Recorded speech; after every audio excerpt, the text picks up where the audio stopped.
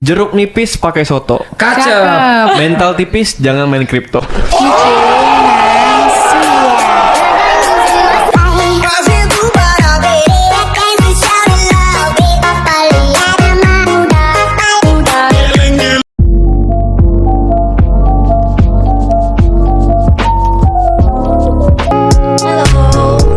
Jadi kami dari STI Bina Karya kelompok 6 akan membahas tentang materi cryptocurrency atau mata uang kripto. Kalian pernah dengar dong dengan yang namanya mata uang kripto atau lebih gampangnya Bitcoin? Pasti kalian pernah dengar Bitcoin kan? Nah, Bitcoin ini adalah salah satu mata uang kripto. Nah, di sini kami akan membahas tentang mata uang kripto, baik dari jenisnya, penjelasan, cara kerja, dan lain-lain.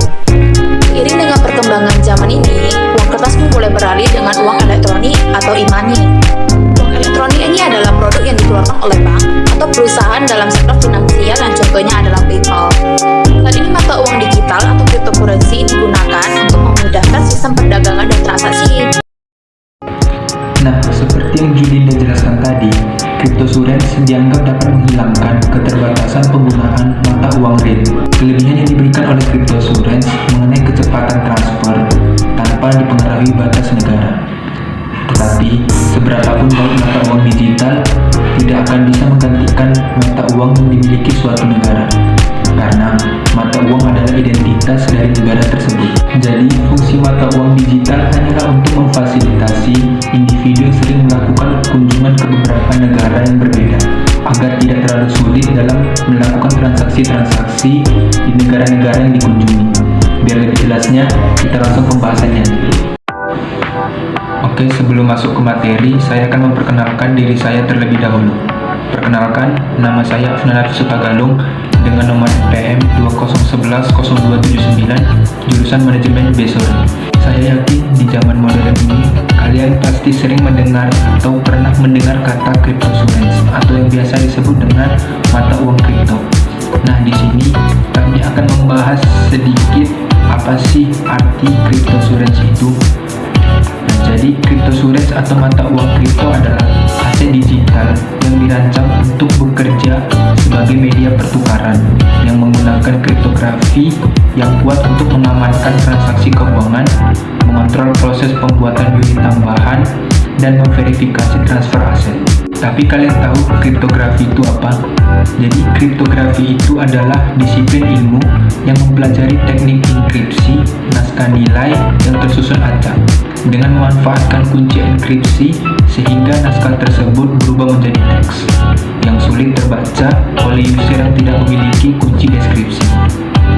Konsep kriptografi sebenarnya sudah dikenal sejak zaman Perang Dunia Kedua, yang dimana Jerman memakai kriptografi untuk mengirimkan kode-kode rahasia agar tidak mudah terbaca oleh pihak sekutu. Nah, kriptografi tersebut membuat penggunaan mata uang kripto tidak bisa dimanipulasi atau tidak bisa dipalsukan. Cryptocurrency memiliki sifat terdesentralisasi, sedangkan model transaksi yang selama ini sering digunakan dalam masyarakat sifatnya tersentralisasi. Apa bedanya? Jadi, kalau tersentralisasi itu uang yang ditransfer masuk ke bank terlebih dahulu, lalu diteruskan ke penerima, yang dimana prosesnya real time sehingga perpindahan tersebut tidak terasa. Sedangkan terdesentralisasi itu tidak ada yang menjadi penengah atau pihak khusus yang menjadi perantara. Jadi transaksi dilakukan secara peer-to-peer dari pengirim ke penerima. Gimana ya cara kerja mata uang kripto itu? Nah, di sini terdapat 3 kata kuncinya, yaitu yang pertama digital, yang kedua terenkripsi, dan yang ketiga desentralisasi. Yang artinya tidak seperti mata uang konvensional, mata uang digital ini tidak dikontrol oleh otoritas sentral dari sisi nilai dari uang tersebut, sehingga tugas dalam mengontrol dan mengelola mata uang ini sepenuhnya dipegang oleh pengguna mata uang kripto melalui internet. Halo, kembali lagi ke part 2. Saya di sini Julinda akan melanjutkan penjelasan terkait cryptocurrency yang dijelaskan teman saya sebelumnya. Nah, di penjelasan kali ini aku mau tanya nih, kalian tahu nggak sih jenis dan macam-macam mata uang kripto itu ada apa saja ya? Kalau mau disebutkan sih banyak ya pasti, tapi kalau yang saya tahu ya paling Bitcoin, Dogecoin, Ethereum, Litecoin, Binance Coin, dan masih banyak lagi lah pokoknya itu. Tapi kalau kita ambil 5 saja yang paling baik dan paling mahal dari sisi pasarnya. Let's go. Nah, yang pertama itu kita akan membahas yaitu Bitcoin. Udah nggak asing dong ya kita dengar Bitcoin. Saat ini Bitcoin ini sedang merajai pasar mata uang virtual, yang dimana satu kepingnya saja, satu keping Bitcoin itu bisa mencapai ratusan juta rupiah loh. Yang kedua, selanjutnya kita kedua yaitu Litecoin. Litecoin ini diciptakan oleh Charles Lee, merupakan seorang mantan karyawan Google yang diluncurkan pada tahun 2009. Memang Litecoin ini mungkin kita yang kaum nggak begitu mengikuti kripto ini mungkin memang nggak benar. Yang kita dengar pasti yaitu Bitcoin, jujur aja ya. Tapi memang Litecoin ini di pasar mata uangnya itu memang peringkat nomor 2. Kita lanjut yang ketiga. Yang ketiga adalah Ethereum. Nah, Ethereum ini adalah platform yang didirikan oleh Vitalik Buterin. Nah, mereka itu mengeluarkan mata uang digital mereka sendiri dengan nama Ether. Nah, Ether ini itu bisa digunakan sebagai transaksi di mana sifatnya itu peer to peer, jadi kita tidak membutuhkan yang namanya pihak ketiga. Yang keempat adalah Dash atau digital cash. Dulu Dash ini dikenal dengan namanya Darkcoin. Nah, Dash ini memakai algoritma yang dimana memiliki 11 putaran fungsi yang berbeda-beda. Karena menurut mereka itu fungsi algoritma ini lebih efektif daripada yang lainnya. Dan yang terakhir kelima. Yang kelima adalah Monero. Nah, kalau Monero ini dia bersifatnya privasi. Jadi kalau penggunanya itu akan ditulis sebagai anonim gitu. Makanya itu keamanan transaksi dan data pengguna akan sangat terjamin di Monero ini. Jadi kalau kalian yang memakai terus mau bersifat privasi dan anonim, boleh tuh cobaan Monero. Nah, itu dia 5-nya. Tentu masih banyak lagi sih, cuma kita ambil 5 saja ya. Dari 5 yang aku sebutin tadi, kita bahas dulu. Yang pertama adalah Bitcoin. Di antara semua jenis mata uang kripto itu pasti yang paling gak asing kita Bitcoin dong. Udah paling sering dengar malah. Bitcoin kripto itu adalah mata uang kripto dengan kapitalisasi dan valuasi pasar terbesar di dunia. Yang dimana saat ini valuasi Bitcoin itu mencapai 671,78 miliar dolar AS. Atau sekitar 9 triliun di kurs rupiahnya dia itu 14.000 rupiah. Nah, Bitcoin ini juga menggunakan sistem peer-to-peer loh. Jadi sistemnya itu bekerja tanpa penyimpanan administrasi tunggal. Tapi makanya itu Departemen Keuangan Amerika Serikat menyebut Bitcoin sebagai mata uang yang terdesentralisasi. Bitcoin ini tidak seperti mata uang pada umumnya. Karena Bitcoin ini menggunakan sebuah database yang didistribusikan dan menyebar ke kode-kode dari sebuah jaringan P2P atau peer-to-peer ke jurnal transaksi. Di tahun ini, tapi Bitcoin itu pernah mengalami naik turun dikarenakan Februari lalu Elon Musk atau yang biasa kalian tahu mungkin pembuat Tesla ya. Dia mencuitkan bahwa dia menginvestasi mata uang Bitcoin dengan seharga 1,5 miliar US dollar. Kalian tahu nggak sih setelah cuitan yang dia bilang itu, harga Bitcoin langsung naik mencapai 63 US dollar miliar pada April. Nah, kalian tahu nggak sih setelah cuitan yang dia bilang itu, harga Bitcoin langsung naik mencapai 63 US dollar pada April lalu. Apalagi setelahnya, Tesla mendadak menerima pembelian memakai Bitcoin. Tapi Musk tiba-tiba menarik mundur keputusan tersebut. Nah, kalian tahu nggak akibatnya mata uang digital Bitcoin itu terjun bebas hingga level mencapai 43 US dollar. Tapi di sisi lainnya, Elon Musk pindah ke aset kripto lainnya yaitu Dogecoin atau Doge. Katanya sih ya, tujuannya itu agar meningkatkan efisiensi transaksi. Dan setelah itu Dogecoin langsung melesat hingga mencapai lebih dari 30% loh. FYI, Elon Musk itu adalah pencipta mobil Tesla. Masa kalian nggak tahu sih? Pasti tahu dong. Cukup dari aku, kita lanjut ke poin selanjutnya yang akan dijelaskan dari teman aku ya. Bye-bye. Halo, di sini saya akan melanjutkan part 3 membahas tentang cryptocurrency. Nama saya Siti Safira, NPM 20110002. Tapi kalian tahu nggak, kira-kira selain Bitcoin di urutan kedua, Yang populer itu mata uang kripto jenis apa sih? Ya, di urutan kedua dari sisi pasar uang kripto itu adalah Ethereum. Ethereum merupakan sebuah perangkat lunak atau software yang berbasis jaringan blockchain yang bisa diakses bebas atau open source. Berbeda dengan jumlah mata uang kripto Bitcoin yang jumlahnya terbatas. Uniknya dari Ethereum ini adalah supply Ethereum kripto tak dibatasi, yang dimana saat ini Ethereum diperdagangkan dengan kisaran harga $2.200 Amerika Serikat per keping. Nah, tapi sebelum kita lanjut, blockchain itu apa ya? Blockchain merupakan suatu teknologi pencatat transaksi yang saling berhubungan, menggunakan kode-kode unik di dalamnya yang bersifat kekal, tidak dapat diubah. Perlu diketahui nih, teknologi blockchain mengikat setiap transaksi layaknya rantai saling terhubung yang satu dengan yang lain, dan tidak ada pihak ketiga yang ikut bercampur tangan. Lalu, bagaimana regulasi mata uang kripto di Indonesia? Dalam beberapa tahun terakhir, mata uang kripto atau cryptocurrency mengalami popularitas di Indonesia, dan hal serupa pun terjadi di pasar internasional. Di Indonesia, aturan mata uang kripto dikeluarkan oleh Badan Pengawasan Perdagangan Berjangka Komoditi atau singkatnya BAPEPKI. Dan mata uang kripto ini tidak dapat menjadi alat pembayaran di Indonesia, dikarenakan di laman resminya Bapepti mengatakan bahwa mata uang Indonesia hanyalah rupiah. Namun mata uang kripto tersebut hanyalah sebagai aset kripto yang dapat diperdagangkan di pasar fisik aset kripto, dan hanyalah sebagai investasi saja.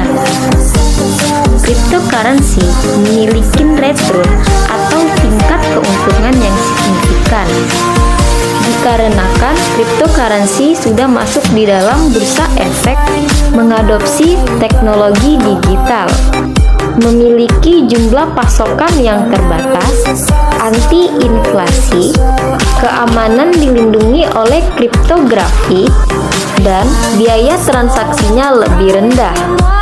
Namun demikian, investasi kripto juga memiliki resiko, yaitu resiko yang cukup tinggi. Resiko dan return memiliki hubungan yang linear. Dari hasil pembahasan saya ini dapat juga disimpulkan bahwa investasi pada cryptocurrency memiliki resikonya pun cukup tinggi karena memiliki volatilitas yang ekstrim. Karena nilai harga cryptocurrency hanya merupakan antusias sesaat. Minimnya regulasi masih menyisikan isu-isu legalitas, menjadi incaran kegiatan siber, dan memiliki ketergantungan terhadap teknologi. Jadi itu pembahasan dari saya, dan akan dilanjutkan oleh teman saya di part 4. Halo guys, nama saya Yudi Effendi, NPM 20110157. Nah, di sini saya akan melanjutkan materi kripto. Nah, ini adalah part 4-nya. Oke. Apakah mata uang kripto itu ilegal? Untuk menjawab hal itu sebenarnya tergantung dari negara tersebut. Nah, beberapa negara yang mengilegalkan atau melarang mata uang kripto untuk dijadikan mata uang yaitu adalah negara Cina, Rusia, Vietnam, Bolivia, Kolombia, Mesir, dan Ekuador. Nah, mengapa mereka melarang adanya mata uang kripto itu? Nah, kalau dari negara Cina, negara ini melarang kripto karena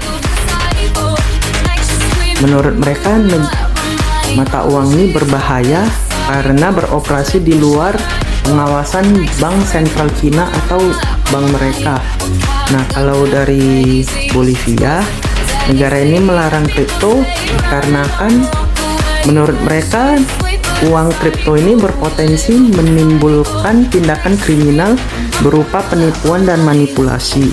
Tindakan kriminal tersebut dapat terjadi karena mata uang kripto beroperasi di luar kewenangan ekonomi negara Bolivia. Nah, kalau dari negara Algeria, mereka melarang adanya kripto karena semua jenis aset dan transaksi kripto itu tidak bisa dibuktikan dengan dokumen fisik tertulis. Nah, kalau dari negara Mesir, mereka melarang kripto karena hukum Islam Mesir melarang kripto karena masalah keamanan. Lalu apakah ada negara yang menjadikan kripto sebagai mata uangnya?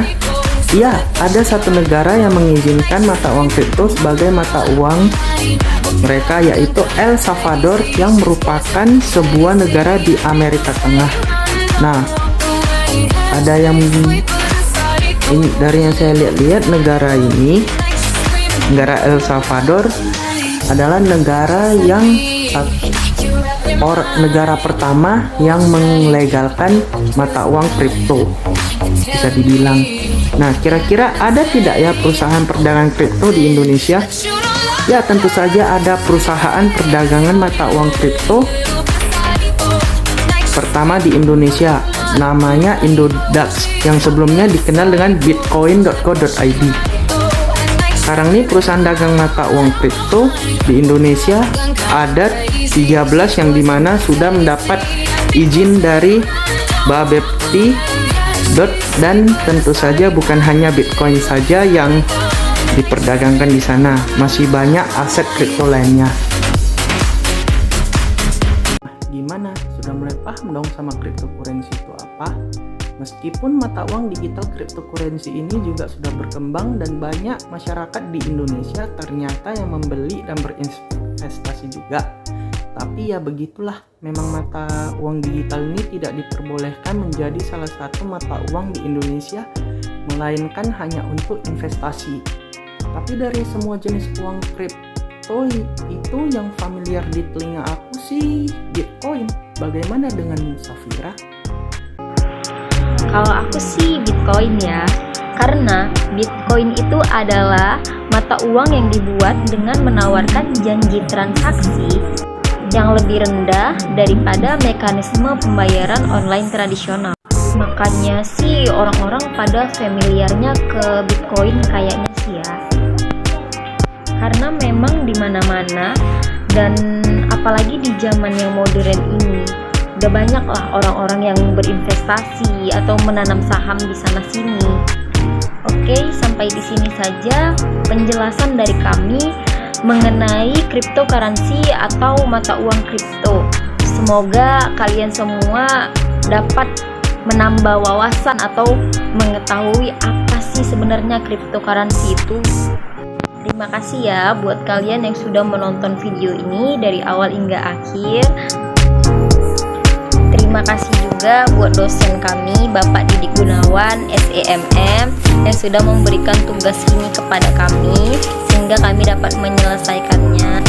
Apabila ada kesalahan kata, kami mohon maaf. Jangan lupa tekan tombol subscribe dan nyalakan notifikasinya. Dadah. Menurut aku yang penting duitnya duit nganggur, berapapun itu boleh. Semakin banyak justru semakin bagus. Karena kita kan ngelihat profit itu nominal ya. Contoh, Bro Atta untungnya 10%. 10% dari apa dulu nih? Kalau 10% dari 1M ya 100 juta. Kalau 10%-nya dari serah gede tergantung modal. Kita bicara persentasi. Kalau untuk ngedapatin 1 bulan 10% dari kripto itu sangat make sense. Bisa sekali. Hampir setiap trader loss di tahun pertamanya. Kamu mulai berkarir dalam trading itu butuh experience. Nah, experience itu ada cost-nya. Setiap loss yang kamu hadapi itu merupakan ilmu yang kamu dapat untuk menempuh karirmu ke depannya. Itu makanya setiap kesuksesan butuh proses. Apapun yang kamu kerjakan harus melewati asam